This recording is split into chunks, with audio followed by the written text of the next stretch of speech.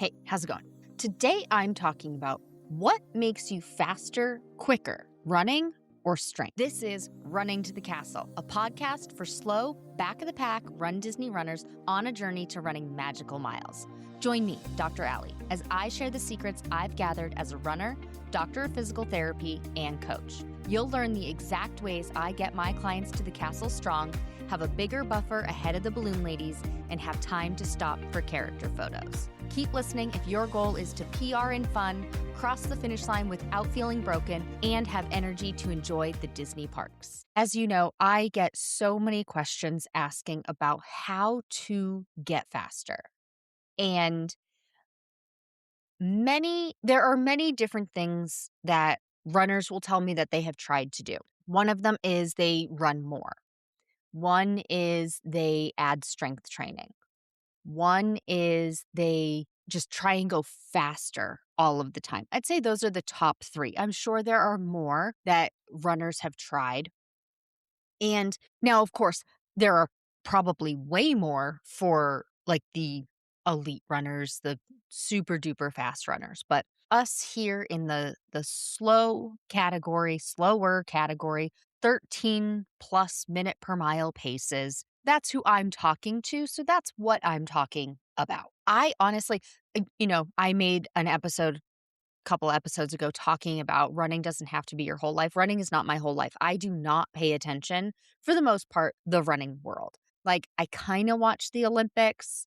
I don't watch the Boston Marathon. I don't watch Chicago. I don't watch London. I don't watch New York City. Like, I don't watch these marathons on TV when it's happening.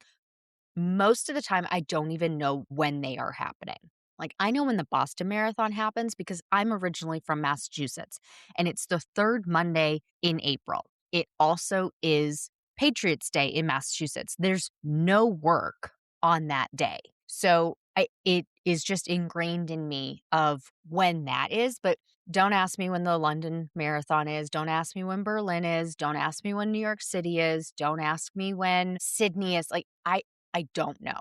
I don't know. I don't pay attention to it. It doesn't have to be your whole world. It is not my whole world. I don't really follow elite runners on social media. I like running as a hobby because it helps clear my mind. It helps keep me active. I like the way I feel when I'm active. I don't feel as sluggish and everything like that. So anyway, the whole point of me saying that is the information I'm going to give in this episode is based on my personal experience and my professional experience working with, at this point, hundreds of slow runners. And if you are faster than this category of people, if you have ever been professional, elite, thank you so much for listening. I'm not sure why you're listening, but thank you. This message is not for you. So when we're talking about getting faster, there are a couple aspects that go into it, and we do need muscle strength. We do need, for lack of a better term, like a rebound, a bouncy aspect to our body's ability to move. And I'll explain a little bit about that in a second. And of course, we need to be running. So one thing that I notice that happens to runners is in the beginning, they start noticing getting fast really quickly. And they start noticing they're getting fast just by running. So there is a phenomenon, that's not the right word, but that's the only word I can think of right now, where the less in shape you are, the quicker you start seeing results. Same thing with weight loss. Like, you can lose a lot of weight really fast, and then it plateaus and tapers off. I'm not talking about that. It's just a comparison from what happens when you first get active. So when you first start running, you notice, let's say your first time out, your first mile is 20 minutes per mile. The next day you go out, you may be 19 minutes per mile faster. And then a couple of days later, 18 minutes per mile faster. These are not exact numbers. I'm giving an example. But you start noticing how quickly you're getting faster. And a minute per mile is a big deal. Getting that much faster is a big deal. That is a lot. A lot, a lot, a lot, a lot. And new runners notice that speed improvement very quickly. And part of that is just for the fact that you are new to this. You have a lot of room to grow, and you grow fast. And one thing that runners in this time frame notice is, oh, I'm just running more. That's why I'm getting faster. And that is not the case. Running more does not equal faster.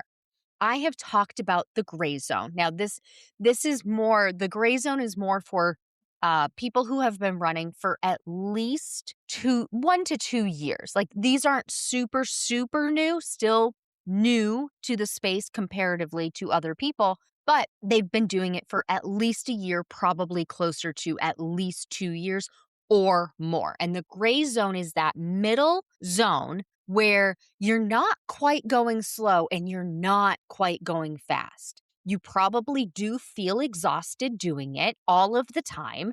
You feel like you're putting in your full absolute effort all of the time, but you end up not getting faster. And it's because you're in the gray zone. So if you're new to this, I do have other episodes talking about the gray zone, but very quickly, I talk about speed as in like fast and slow, easy, hard. Easy and slow, I think of as pink.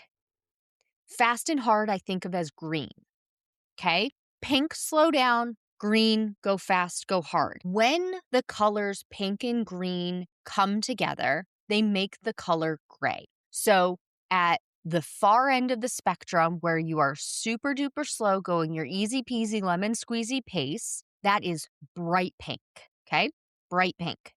As you start getting a little bit faster, that color pink starts fading and it starts blending into gray. And then it gets darker and darker gray until it hits the midpoint, partway through. Then it starts getting lighter and lighter gray and it turns green and green and green. So the far, far end of the spectrum where it's fast and hard, you are super bright green.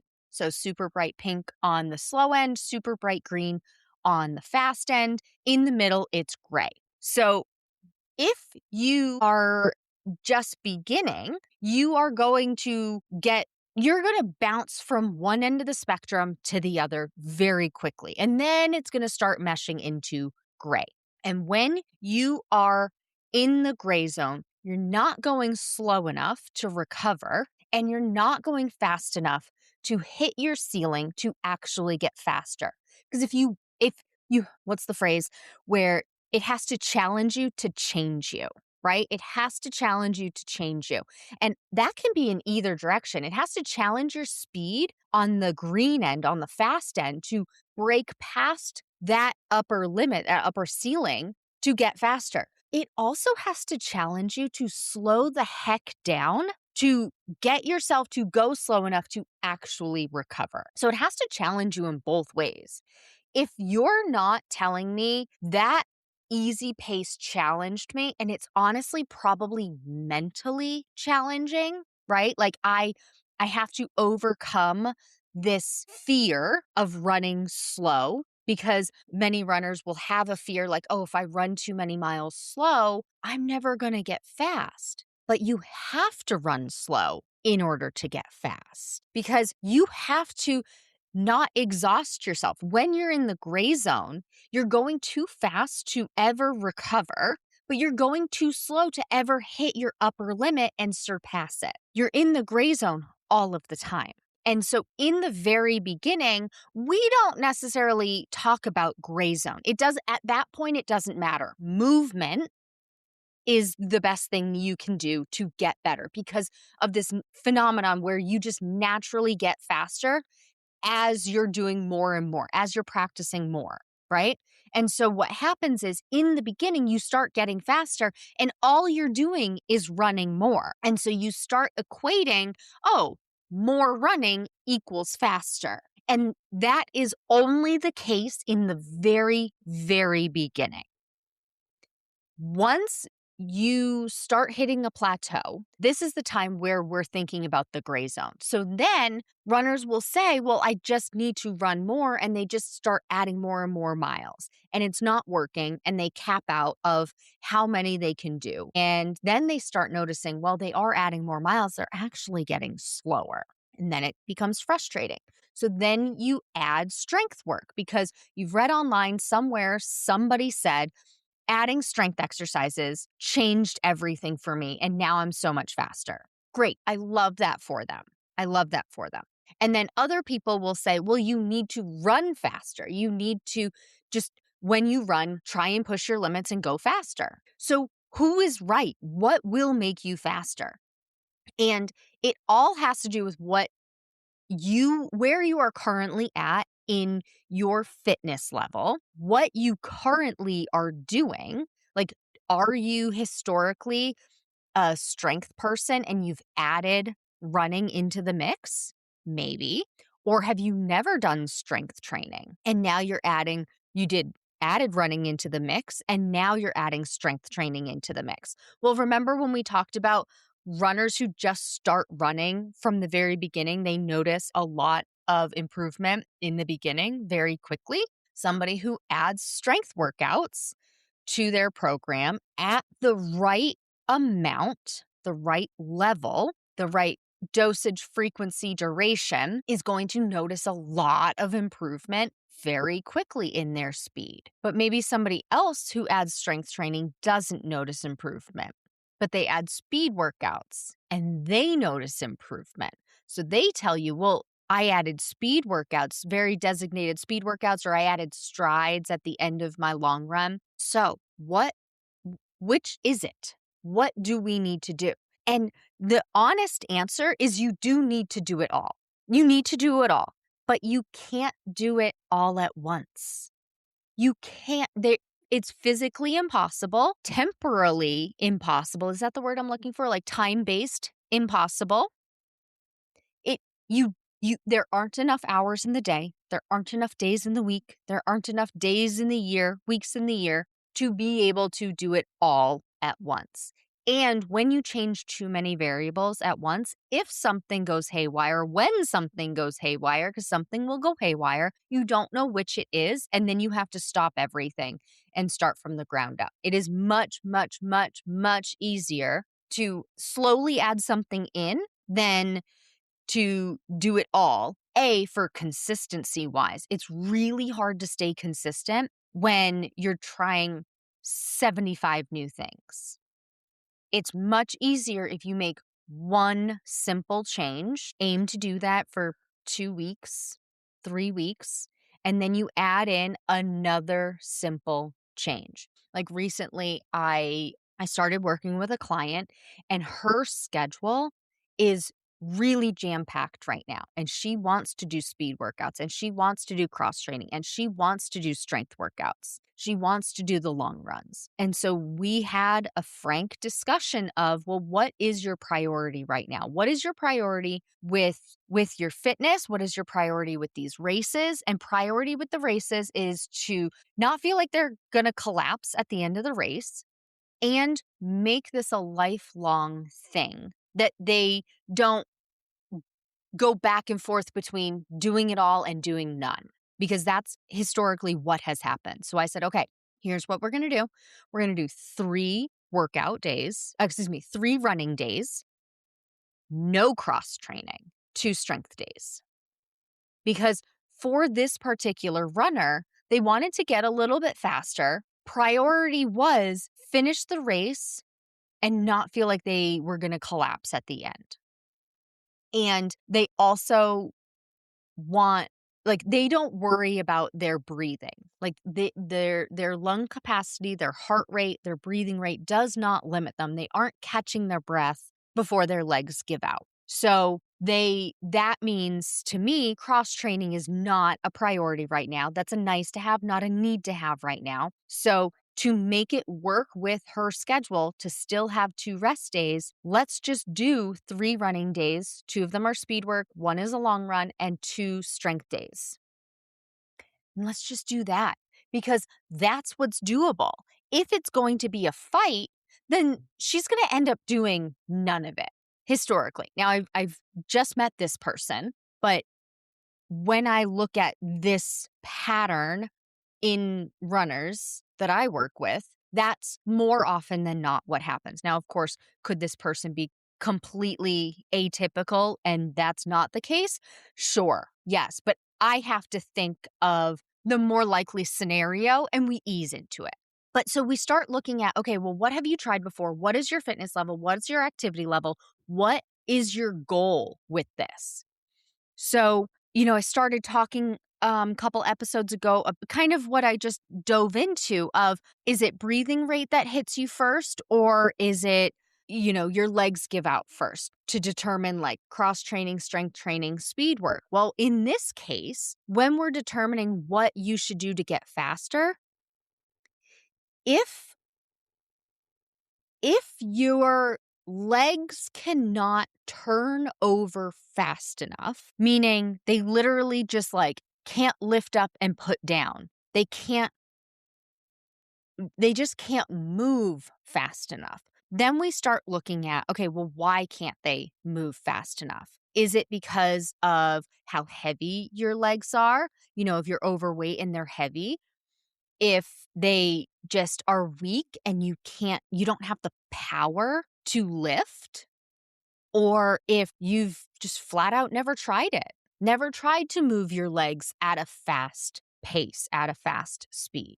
And then we start diving into it. So if the legs are weak, where you just can't, like even just standing still, like not running, I mean, so you won't be still because I'm going to tell you do a movement. If you're standing and it is physically demanding for you to lift your knee towards your chest with the leg muscles, not using your arms, and you're doing just like a march in place, if it's physically demanding where you're like, oh man, this is really hard. If that's the case, strength workouts would actually be better for you in this case right now. Because speed work, if it's physically demanding for you to just lift your leg, it's going to be very hard for you to lift your leg over and over and over and over again in the form of speed workouts. So it may be prudent to work on strength of lifting the leg up first. Or the better option is actually not relying on the lift up of the leg, but the push off from the ground, right? It's still the same motion, but instead of relying on using your hip flexors to lift your leg in front, you rely on your calf muscles and your glutes to push you off the ground. And I have mentioned this before. I haven't gone into great detail before, but your hip flexor muscle is the tendon itself is about the width of your index finger. Okay, so imagine just like a long line of your index finger right across your hip. And then the muscle spreads out and the muscle belly is bigger. It's the quad muscle, as an example, is 4 muscles that take up the whole front of your thigh. So it's however big your thigh is, whether you are overweight, skinny, or whatever, it covers that bone. Okay. Your glute muscles, they are flat muscles. So instead of a long, thin tendon that has to pull and contract, it's a lot of thin, not thin, but flat tendons that attach at multiple spots along the bone. So there are multiple connection points as opposed to like this one connection point at the top. And so it kind of looks like a fan. If one of those fans that it's like the paper fans that spread out and collapse in. If you imagine that fan being open, that's like one of your glute muscles, and you have 3 on each cheek. And then your calf muscle, even though the calf area is smaller, the calf tendon is actually quite more girthy than your hip flexor tendon. So these muscles do a lot more with less effort. Pushing off is easier than pulling up for your leg. So that's why you hear like, oh, strengthen your glutes, strengthen your calf muscles. And those are very good things to do, excellent things to do. And so for that particular person, strength exercises may get that person faster. And then somebody else who standing there lifting their leg in the air is not overly taxing. It's not that the leg is weak, it's that it doesn't turn over fast enough. Or they haven't even tried going faster in specific speed workouts in the past. And so for them, practicing doing the motion over and over and over again and practicing hitting those fast paces would be more beneficial to them. In a well-rounded program, you're going to have it all. That's why Stronger, Faster, Finisher addresses all of them. But we don't address them all at once. You can have it all, but you can't have it all at once. In the beginning, we need to figure out what's the least amount that we can do to help achieve the goal. So many runners, when they first come into Stronger, Fast, Finisher, we don't really address a ton of strength training because that doesn't align with the goals and where they're at that moment.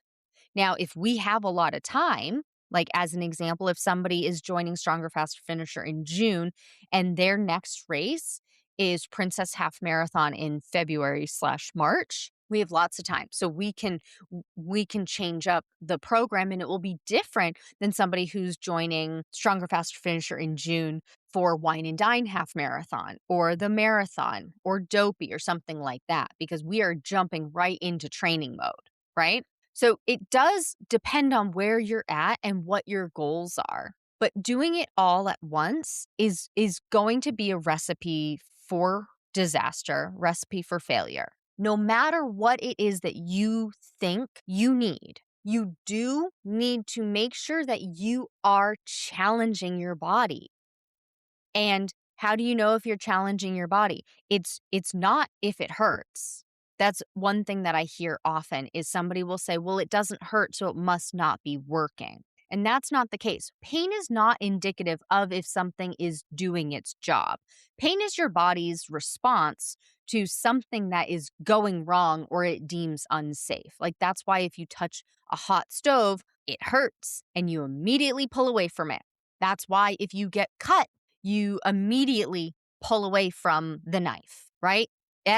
That's what pain is telling your body. Pain in the workout aspect, in fitness, pain is your body's way of telling you not this, not right now. So you're either doing the motion wrong, you stepped wrong, you did too much, you didn't warm up enough, you didn't stretch enough the other day, the lifting too much weight. There's a whole slew of different things. But pain is not your guide of this is working. It shouldn't hurt. It doesn't have to hurt to work. The way you tell if it's challenging you is for strength, you do a 1 rep max test or you test your strength in some capacity. I like the 1 rep max test because it's very finite. It's you either can lift that weight one time or you can't lift it at all.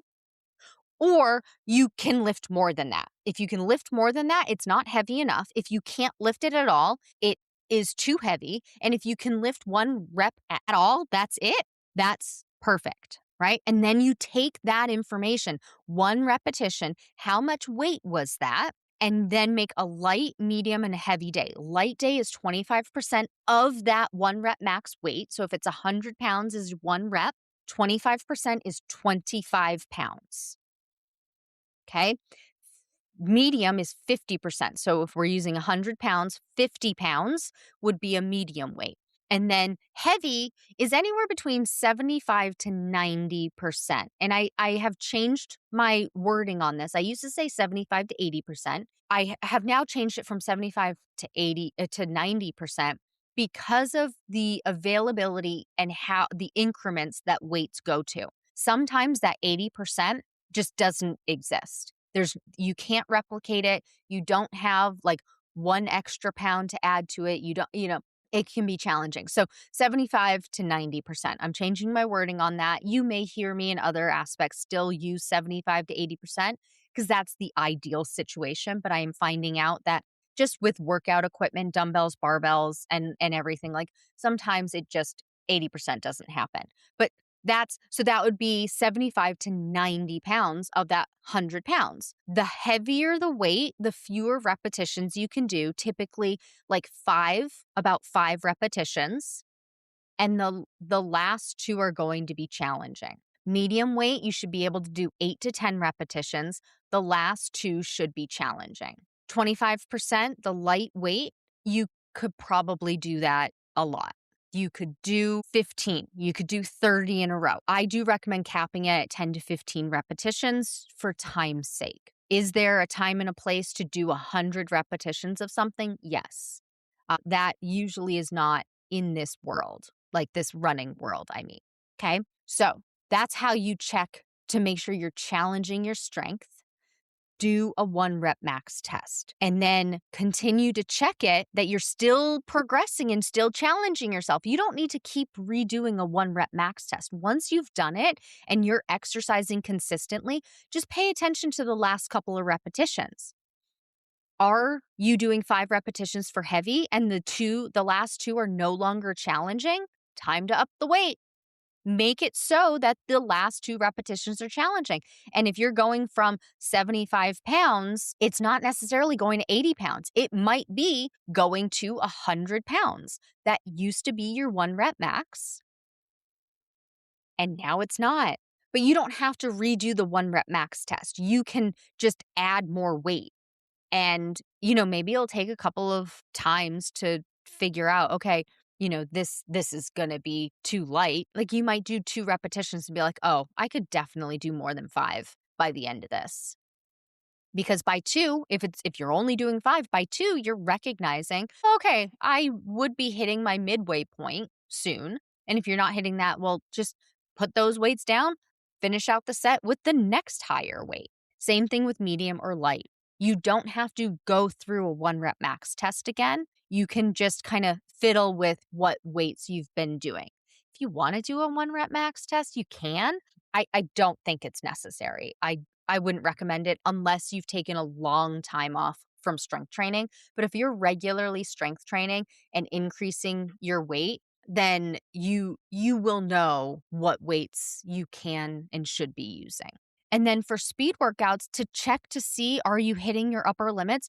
Do a speed test. Check it out. What are my upper limits? What is my hard? What is my hard pace? That's what you can do for one interval of your run walk interval. So if it's run walk interval is 30 30, 30 seconds, 30 seconds, what's the max speed you can run for the whole 30 seconds without slowing down and needing like 5 to 10 minutes to recover? You should be going so fast that you're like, oh my God, I hate Allie. This sucks.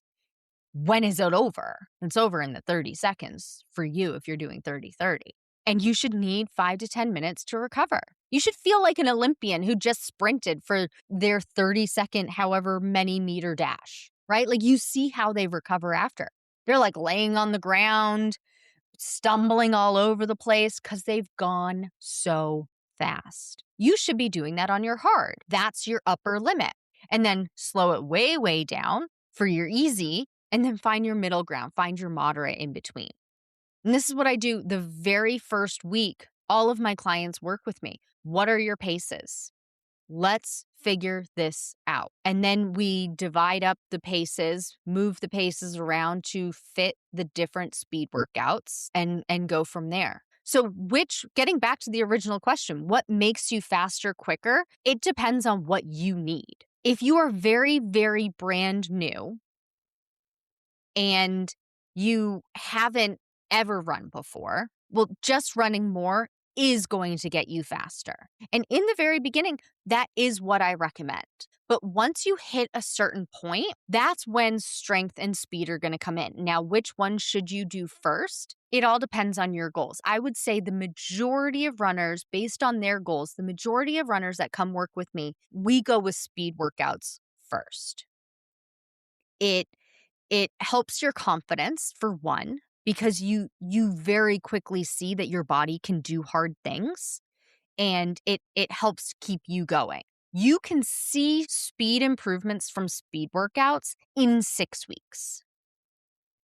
Strength workouts are going to take longer. Strength workouts, you will see results closer to 12 weeks. So it's about double the time. Now, of course, some people are going to go faster than that. Some people are going to go slower than that. But typically, just physiologically speaking, it takes 10 to 12 weeks for your muscle to have built up, like for the cells to replicate, for the muscle tendons to hypertrophy, that's the term to mean they've gotten bigger, and to get stronger. It takes that amount of time. And so, based on how somebody or what somebody's goal is when they come to see me, the majority of the time we go for speed workouts first.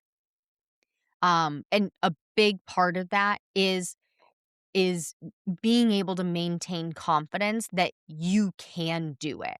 Because if you're going to see results in 6 weeks versus it taking 12 weeks, if it takes 12 weeks and you wanted to see results faster, you're going to stop that sooner. And I don't want that to happen. Now, there are runners where I'm like, no, we should hold off on speed workouts for right now, or we're not going to do them quite yet, and we're going to work on strength. But like I said, the majority of runners at the point that they come to me at, speed workout really is the best first option.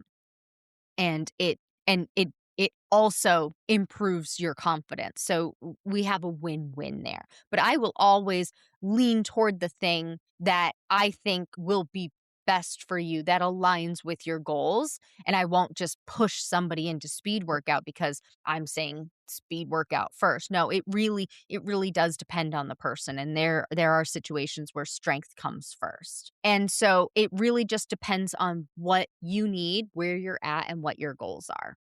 Please take what you've learned in this episode and use it to adjust your strategy for your RunDisney race training.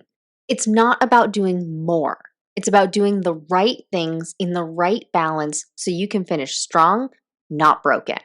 And if you want personalized guidance specific to your race, your injury history, your running background, and your goals, that's exactly what we do inside Stronger, Faster, Finisher.